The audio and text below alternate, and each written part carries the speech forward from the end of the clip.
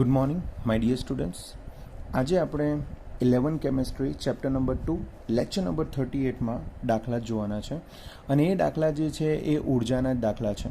તો જોઈએ સ્વાધ્યાયનો 2.16 આપણે જોઈએ. હાઇડ્રોજન પરમાણુની પ્રથમ કક્ષા માટે સંકળાયેલી ઉર્જા. હવે પ્રથમ કક્ષા સાથે સંકળાયેલી ઉર્જા એટલે આપણે સપોઝ E1 કહી દઈએ. E1ની વેલ્યુ જે છે -2.18 ગુણ્યા 10⁻18 જૂલ પર એટમ એટલે કે પરમાણુ છે. એક પરમાણુની પહેલી કક્ષામાં ઉર્જા 2.18 ગુણ્યા 10⁻18 જૂલ છે. હવે તેની પાંચમી કક્ષા સાથે સંકળાયેલી ઉર્જા ગણો. તો આ તો આપણા પાસે જે ઉર્જા જે છે એ પહેલી કક્ષા માટે છે. હવે આપણે પાંચમી કક્ષા માટે સંકળાયેલી ઉર્જા શોધવી છે. તો આપણે એવું કહી શકીએ કે પાંચમી કક્ષા સાથે સંકળાયેલી ઉર્જા E5નું સમીકરણ શું? તો E5નું સમીકરણ છે -2.18 ગુણ્યા 10⁻18 ના છેદમાં શું છે n² છે. ના છેદમાં શું છે n². જૂલ પર પરમાણુ આ રીતેનું તમારું બરાબર સમીકરણ છે. આ તમારી પાંચમી કક્ષા માટેની ઉર્જા છે. ઓકે, હવે ધ્યાન રાખજો, આ હાઇડ્રોજન પરમાણુ છે એટલે, પણ હાઇડ્રોજન સિવાયનો જો અન્ય પરમાણુ હોય તો સમીકરણ Z²/n² આવે. પણ હાઇડ્રોજન જ છે તો હાઇડ્રોજન માટે ઝેડની વેલ્યુ 1 ગણાય એટલે ફક્ત આપણે ભાગ્યા n² લખીશું. હવે અહીંયા જો આપણે ગણતરી કરીએ તો 2.18 ગુણ્યા 10ની કેટલી ઘાત -18 અને n²માં પાંચમી કક્ષા છે એટલે 5નો શું થશે વર્ગ. 2.18 ભાગ્યા 5નો વર્ગ તો 25 થશે એટલે 2.18 ભાગ્યા જો 25 કરી નાખીએ તો આપણો આન્સર 0.0872 થશે અને 10ની કેટલી ઘાત થશે -18. હવે આ 0.0872ને જો આપણે 2 પોઈન્ટ ખસેડીને જો 8.72 કરીએ એટલે કે 2 પોઈન્ટ જમણી બાજુ જઈએ તો આના ઘાતાંકમાં આપણે -2 કરવા પડે. -18 કરીએ તો -20 થશે એટલે આપણો આન્સર જે છે -8.72 ગુણ્યા 10⁻20 જૂલ પર શું થશે એટમ એટલે કે પરમાણુ થશે. તો આ તમારી પાંચમી કક્ષાની ઉર્જા થઈ ગઈ. હવે સાથે સાથે આપણે પાંચમી કક્ષાની ઉર્જા પછી આપણને નાવ નેક્સ્ટ જે છે એમાં કીધેલું છે કે હાઇડ્રોજન પરમાણુ માટે બોરની પાંચમી કક્ષાની ત્રિજ્યા શોધો. બોરની શું છે પાંચમી કક્ષાની ત્રિજ્યા શોધો. હવે પાંચમી કક્ષાની ત્રિજ્યા શોધવાની હોય તો એના માટે ત્રિજ્યાનું સમીકરણ જે છે Rn બરાબર, ત્રિજ્યાનું સમીકરણ છે Rn બરાબર 0.0529 ઇન્ટુ શું છે n² છે બરાબર. અને આ એકમ જે છે નેનોમીટરમાં છે એટલે તમારો આન્સર કેમ આવશે નેનોમીટરમાં. નેનોમીટર માટે જે છે આપણી આ ગણતરી છે 0.0529 ઇન્ટુ n². હવે 0.0529 અને nની વાત કરીએ તો 5નો વર્ગ. 5નો વર્ગ તો કેટલો છે 25 છે. હવે 25 ગુણ્યા તમારે 0.0529 કરવા પડશે તો આપણો આન્સર જે છે 1.3225 આવશે અને આન્સર નેનોમીટરમાં છે એટલે તમારી તરંગ લંબાઈ બી કેમ આવશે નેનોમીટરમાં આવશે.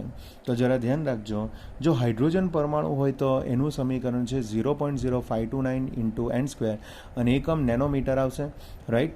અને જો હાઇડ્રોજન સિવાયનો અન્ય પરમાણુ હોય તો આપણે આના અગારના ચેપ્ટરમાં એટલે અગારના લેક્ચરમાં આપણે જોયું કે 0.0529 ઇન્ટુ n² શું છે ઝેડ છે.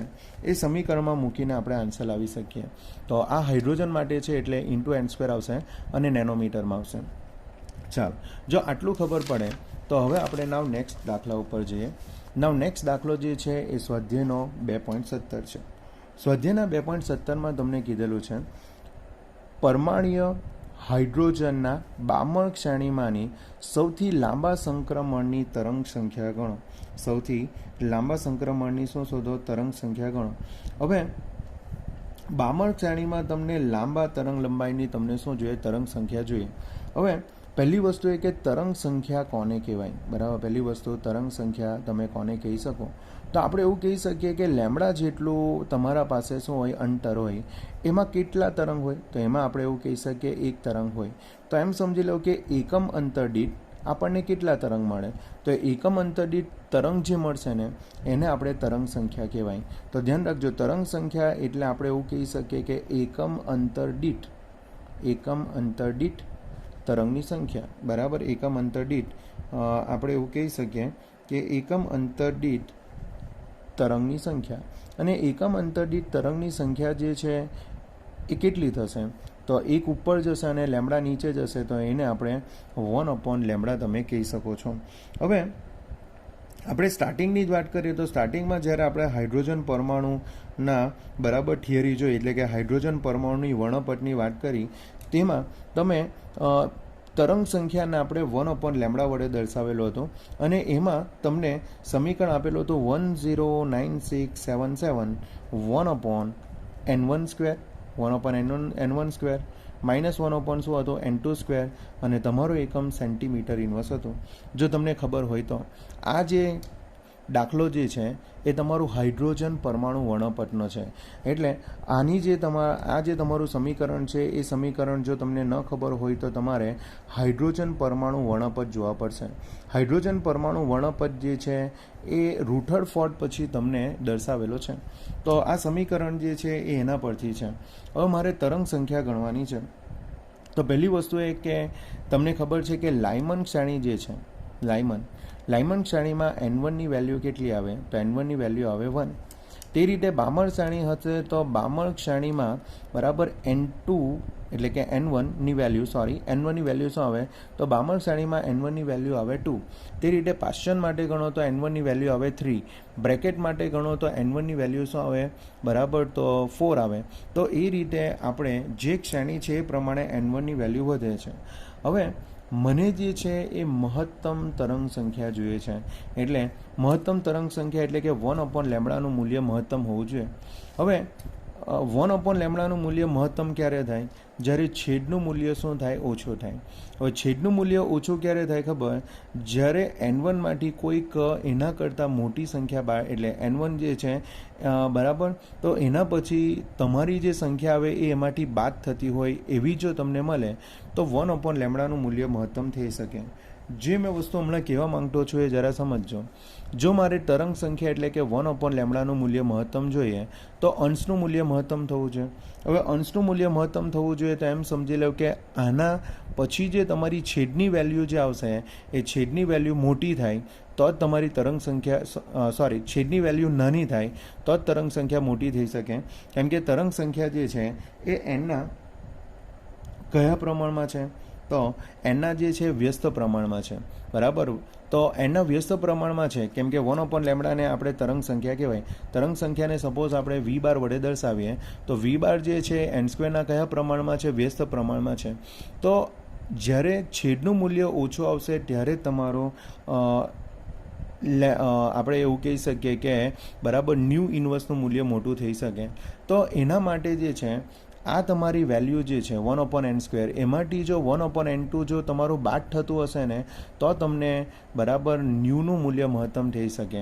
એટલે બામણ શ્રેણીમાં n1ની વેલ્યુ જો 2 થાય તો અહીંયા આપણે n2ની વેલ્યુ આપણે 3 લેવી જોઈએ.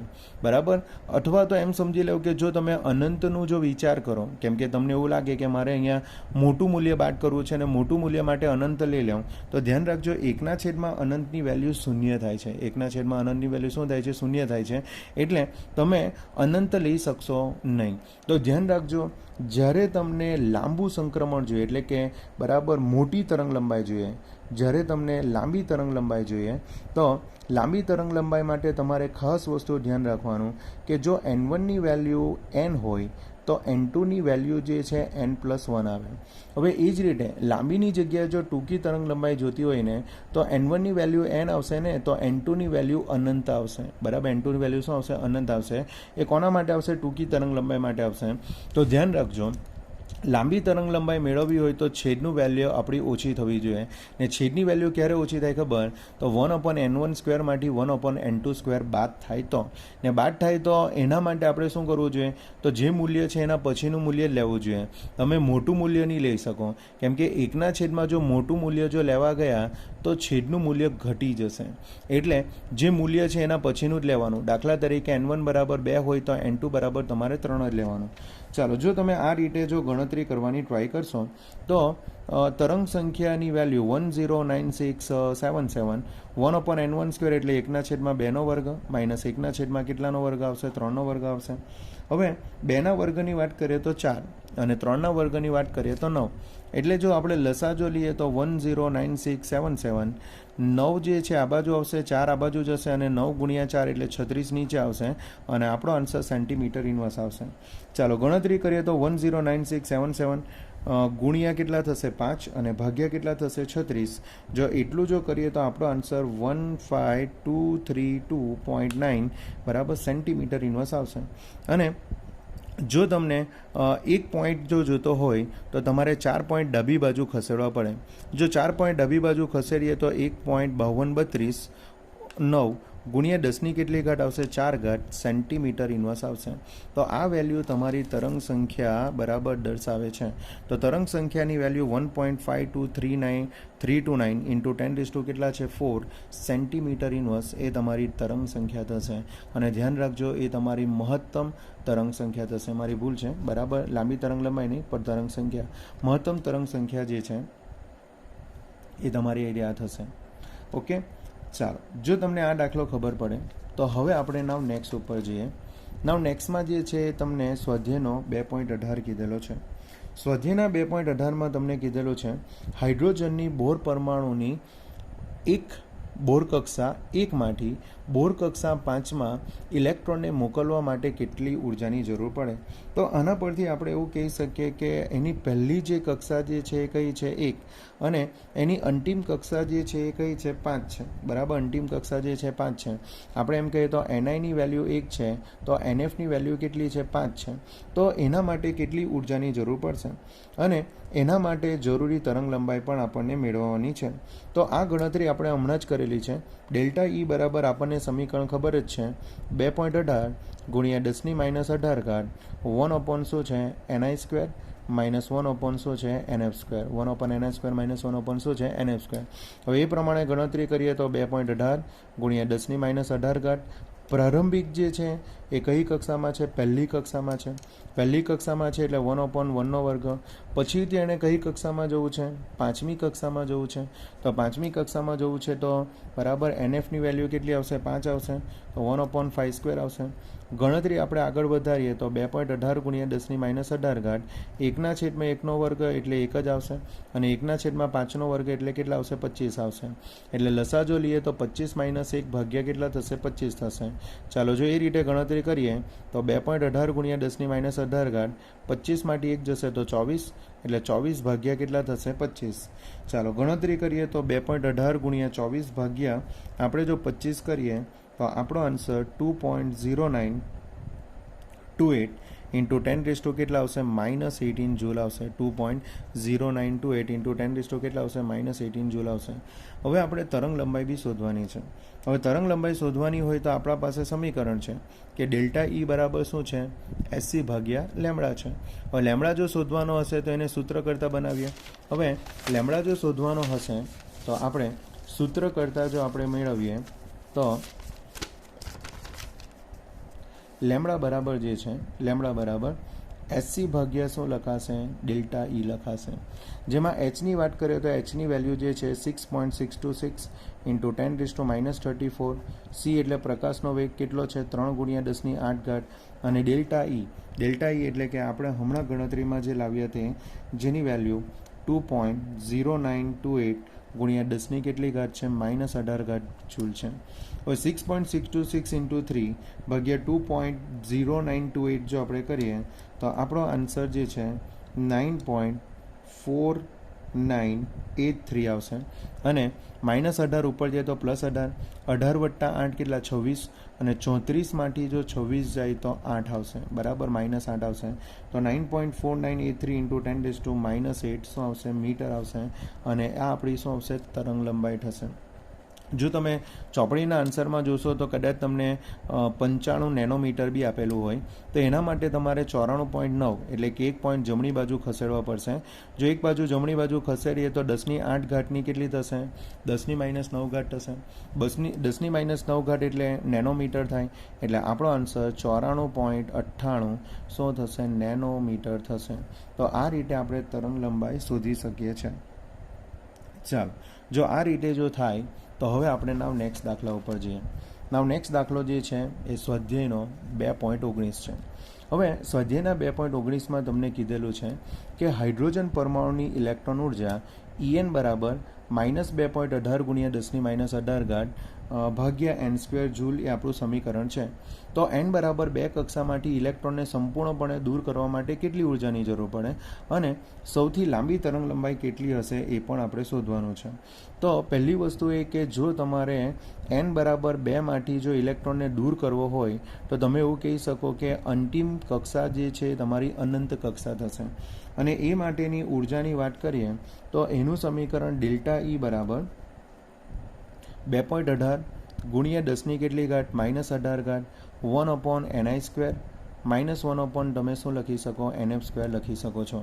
હવે ગણતરી કરીએ તો 2.18 ગુણ્યા 10⁻18 બીજી કક્ષામાં ઇલેક્ટ્રોન હતો એટલે 2નો વર્ગ થશે અને તમારે કક્ષામાંથી દૂર કરવો છે એટલે કે અનંત કક્ષામાં પહોંચશે તો તમારી nfની વેલ્યુ કેટલી આવશે અનંતનો વર્ગ આવશે. હવે 1/છેદમાં જો તમે અનંત ગણો તો 0 અને 1/છેદમાં 2નો વર્ગ ગણો તો 4. હવે 2.18 ભાગ્યા આપણે કેટલા કરવા પડશે 4 કરવા પડશે. તો આપણો આન્સર 0.545 ગુણ્યા 10⁻18 જૂલ આવશે. અને જો તમે એક પોઈન્ટ અને જમણી બાજુ જો ખસેડી દો તો આપણો આન્સર 5.45 ગુણ્યા 10⁻19 આવશે -19 જૂલ આવશે, જે તમારી બીજી કક્ષામાંથી ઇલેક્ટ્રોનને મુક્ત કરવા માટે જરૂરી ઉર્જા છે. હવે આપણને એને અનુરૂપ સૌથી લાંબી તરંગ લંબાઈ પણ જોઈએ છે. તો ડેલ્ટા ઈનું સમીકરણ જ છે કે ડેલ્ટા ઈ બરાબર સમીકરણ શું છે SC/λ છે. તો મારે આ સમીકરણમાં લેમડા શોધવો હોય તો લેમડા બરાબર શું થશે તો SC ભાગ્યા શું થશે ડેલ્ટા ઈ થશે. હવે લેમડા બરાબર જો SC ભાગ્યા ડેલ્ટા ઈ હોય તો Hની વેલ્યુ આપણને ખબર છે કે 6.626 × 10⁻34. Cની વાત કરીએ તો 3 ગુણ્યા 10⁸ અને ડેલ્ટા ઈની વાત કરીએ તો ડેલ્ટા ઈની વેલ્યુ આપણે મેળવી 5.45 ગુણ્યા 10⁻19. ચાલો જો આપણે આટલી ગણતરી કરીએ એટલે 6.626 ગુણ્યા 3 ભાગ્યા 5.45 કરીએ તો આપણો આન્સર 3.64 આવશે. અને 10ની ઘાતની વાત કરીએ તો -19 ઉપર જાય તો +19 થશે. 19 + 8 કેટલા 27 અને 34માંથી 27 બાદ કરો તો 10ની કેટલી ઘાત થશે -7 મીટર થશે. તો આપણો આન્સર જે છે 3.6473 ગુણ્યા 10⁻7 મીટર થશે. તો મારા પ્રમાણે આ ગણતરી તમને ખબર પડી જવી જોઈએ. તો બધા દાખલામાં આપણે મોસ્ટ ઓફલી ડેલ્ટા ઈ બરાબર 2.18 ગુણ્યા 10⁻18 1/ni² -1/nf² સમીકરણ યુઝ કરીએ છીએ. બરાબર. બીજી વસ્તુ જો તરંગ સંખ્યા પૂછેલી હોય તો ધ્યાન રાખજો એ 1/λ છે. ઓકે. તરંગ લંબાઈ શોધવાની હોય તો લેમડા બરાબર SC ભાગ્યા શું છે ડેલ્ટા ઈ છે. તો મોટે ભાગે આપણે આવા સમીકરણનો ઉપયોગ કરીને આપણે આન્સર લાવીએ છીએ. So I hope you can understand this video. If any doubt come please inform me. I will try to explain you. Thank you very much. By.